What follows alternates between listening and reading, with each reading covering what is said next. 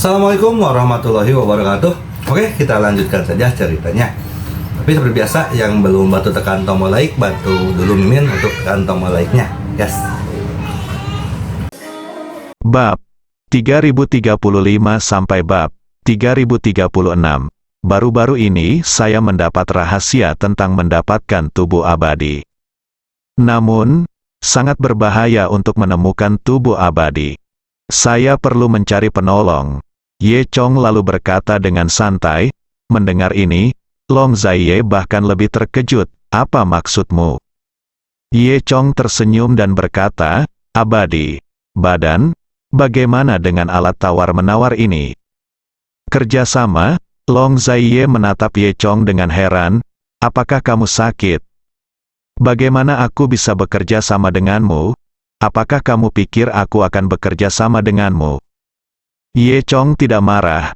Dia hanya mengangkat bahu. Kamu terlalu banyak berpikir. Saya tidak menyerah. Saya hanya mencari kerja sama Anda. Baiklah, nak, jika itu masalahnya, berlututlah dan akui kekalahan kepadaku. Akui bahwa Kaisar Pedang hanyalah reputasi yang sia-sia, dan jadilah budakku mulai sekarang, dan aku akan melakukannya. Luangkan kamu hari ini? Bagaimana? Long Zaiye melanjutkan.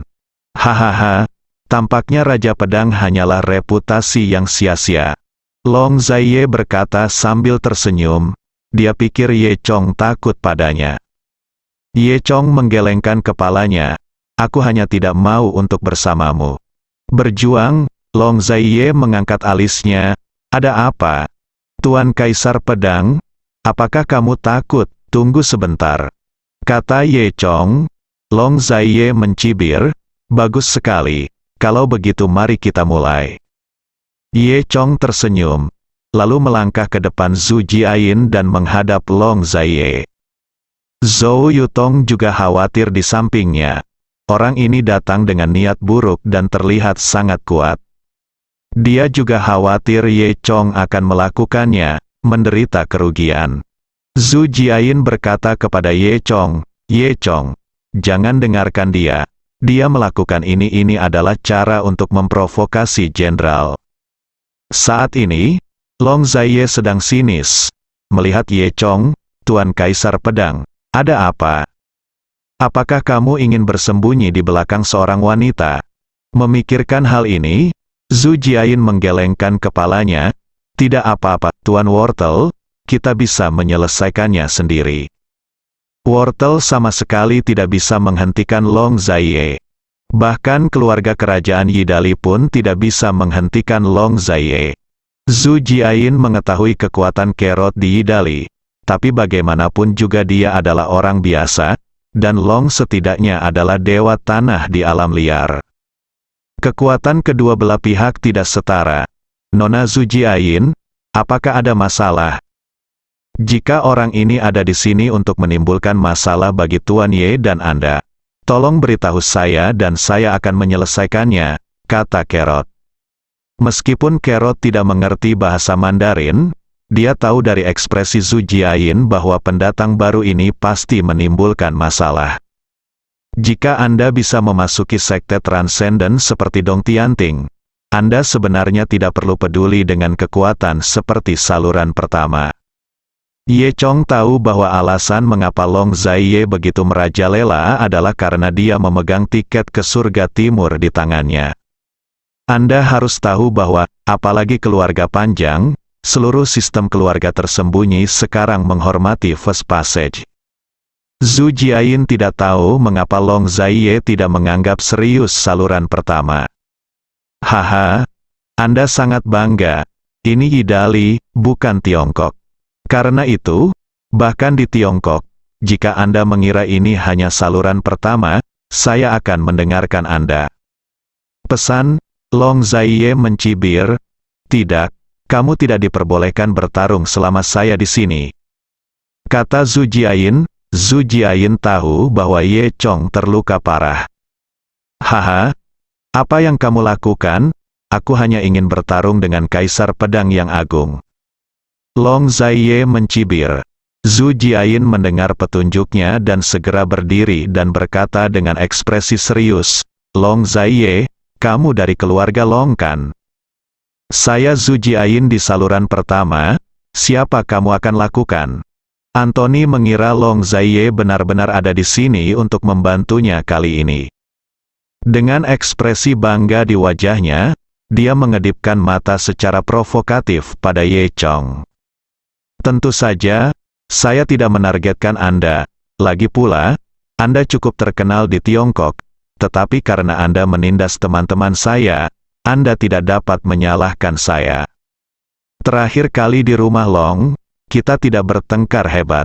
Sekarang kita bertemu di sini, jangan salahkan saya karena bersikap kasar. Anthony adalah temanku. Aku dengar temanku ditindas, jadi aku datang ke sini untuk membantunya, tapi aku tidak melakukannya. Tak disangka orang yang menindas temanku ternyata adalah kamu." Lalu, dia berkata, dia mencibir dengan marah. Long Zaiye menggunakan matanya untuk menyerang, mencoba menaklukkan Zhou Yutong, tetapi diganggu oleh Ye Chong. "Kamu datang menemuiku secara khusus?" Ye Chong bertanya langsung pada intinya. Memikirkan hal ini, Ye Chong berdiri dengan tenang di depan Long Zaiye. Saat ini, Ye Chong sudah memiliki ide yang belum matang di benaknya. Saat itu, Dongfeng merekomendasikan dirinya sendiri. Ye Chong merasa Long Zaiye tidak akan menyukai tipe Dongfeng. Namun saat itu, Ye Chong tidak tahu siapa wanita cantik itu. Zhou Daxian pernah berkata bahwa untuk menghadapi naga ini di alam liar, kamu bisa menggunakan trik kecantikan. Ye Chong juga melihat apa yang dipikirkan Long Zaiye, dan tiba-tiba teringat apa yang dikatakan Zhou Daxian kepadanya sebelumnya. Namun dia tidak tahu bahwa saat ini, Zhou Yutong diliputi amarah, merasa seperti sedang diawasi oleh seorang gangster. Menurutnya penampilan ini, ditambah dengan wajahnya yang tampan, bisa membuat gadis manapun di dunia bahagia dan malu. Long Zaiye menatap langsung ke arah Zhou Yutong dengan senyum percaya diri di wajahnya.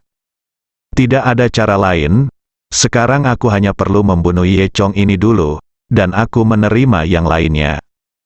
Anthony menghibur dirinya sendiri dan berkata dalam hati, Long Zaiye ini mungkin juga melihat ke arah Zhou Yutong. Anthony ingin meminta Long Zaiye untuk membantunya, tetapi dari kelihatannya, bahkan jika dia membunuh Ye Chong, dia tidak akan mendapatkan Zhou Yutong. Tampaknya gadis-gadis cantik memang populer. Melihat Long Zaiye, wajah Anthony menjadi sangat jelek. Saat dia melihat Zhou Yutong, mata Long Zaiye berbinar, dan dia jelas tertarik pada Zhou Yutong. Karena Long Zaiye baru saja selesai berbicara dengan Ye Chong ketika dia melihat Zhou Yutong di sebelah Ye Chong. Namun, apa yang dikatakan Ye Chong tidak membangkitkan perhatian Long Zaiye. Ye Chong juga tersenyum dan berkata, "Aku tidak menyangka, tapi aku hanya mencarimu." Dan melihat ekspresinya, terlihat jelas bahwa dia bukannya tidak terduga, tapi sudah merencanakannya. "Ye Chong, aku benar-benar tidak menyangka akan bertemu denganmu di sini." Long Zaiye berjalan mendekat sambil tersenyum. Long Zaiye mengangguk, "Oke, saya akan bekerja sama dengan Anda untuk saat ini." Long Zaiye berpikir sejenak dan mendengus dingin. "Menurutku kamu juga tidak berani.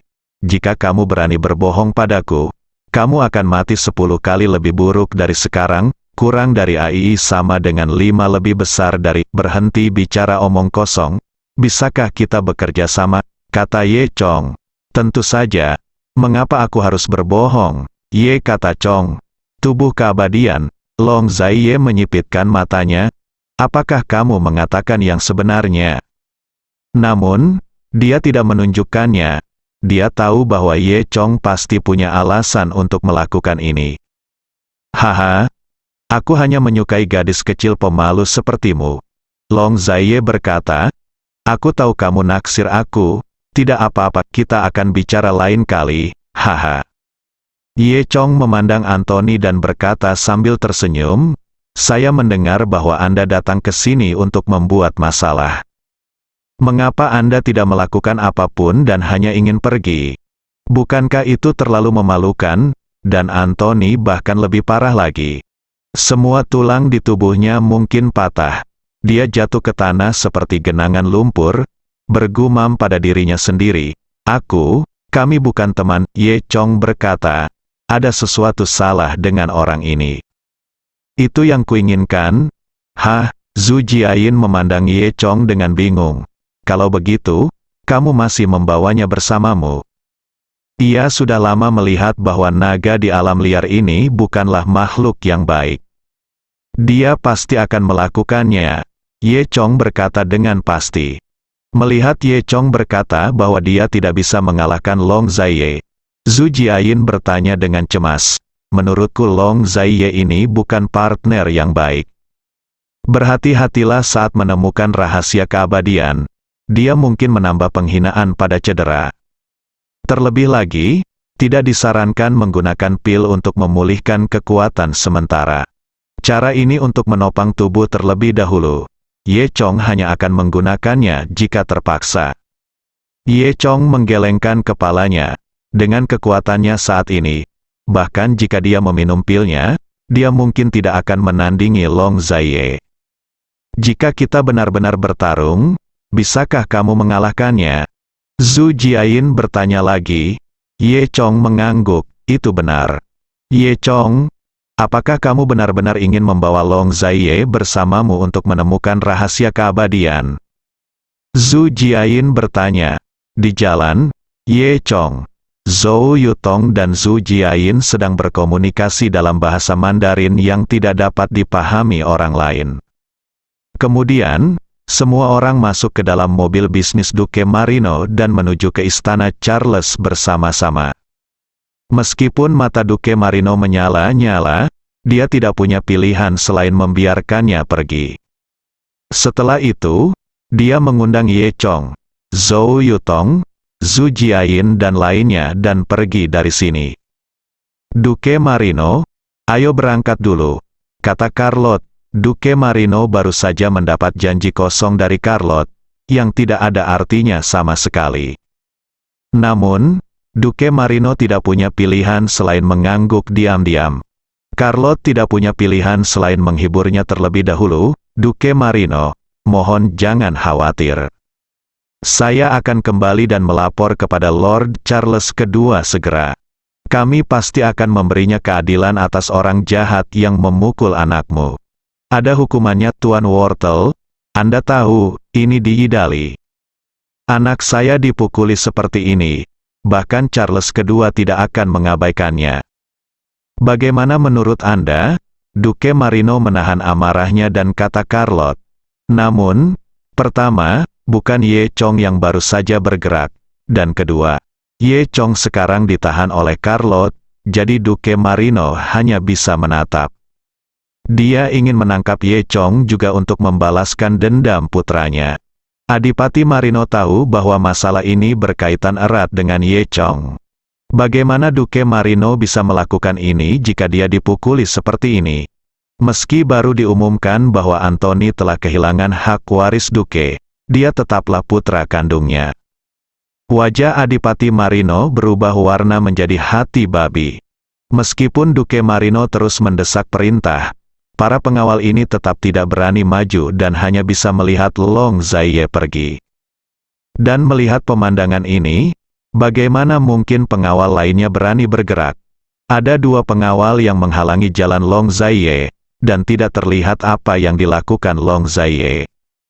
Kedua pengawal itu terlempar, dan nasib mereka mirip dengan Anthony. Long Zaiye tertawa lalu berjalan pergi dengan angkuh. Ye Chong mengangkat bahu, tidak berkomitmen. Haha, Ye Chong, apakah kamu puas kali ini? Long Zaiye bertanya. Lama menghadapi para pengawal ini di alam liar tanpa rasa panik. Di matanya, para pengawal ini tidak lebih dari sekelompok semut. Segera, lebih dari selusin pengawal yang memegang tongkat bergegas keluar dan mengepung Long Zaiye. Kemarilah, tangkap orang ini, teriak Duke Marino.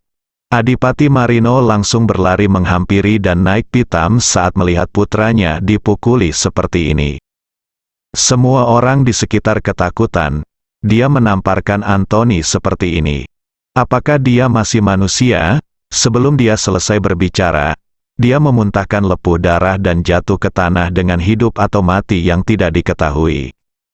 Dinding yang awalnya datar langsung terlempar dari lubang yang dalam, dan retakan yang tak terhitung jumlahnya menyebar dari dalam. Anthony terbang belasan meter dan menabrak tembok dengan keras sebelum berhenti.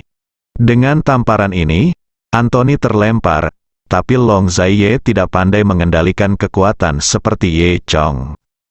Anthony bahkan tidak bereaksi, dan sisi lain wajahnya bengkak karena tamparan itu. Setelah itu, dengarkan saja, pop dengan tamparan, Long Zaiye langsung menamparkan wajah Anthony. Long Zaiye tahu apa yang dimaksud Ye Chong, dan senyuman muncul di wajahnya. Oke, karena kamu ingin melihatku melakukannya. Long Zaiye mengangkat alisnya dan menatap Ye Chong. Apa? Apakah ada yang lain? Ye Chong menghentikan Long Zaiye. Tunggu sebentar. Lalu, Long Zaiye berbalik dan pergi. Zhou Yutong benar-benar tidak tahu di mana pria berminyak ini muncul. Zhou Yutong sedikit kesal dengan Long Zaiye dan bersembunyi di belakang Ye Chong.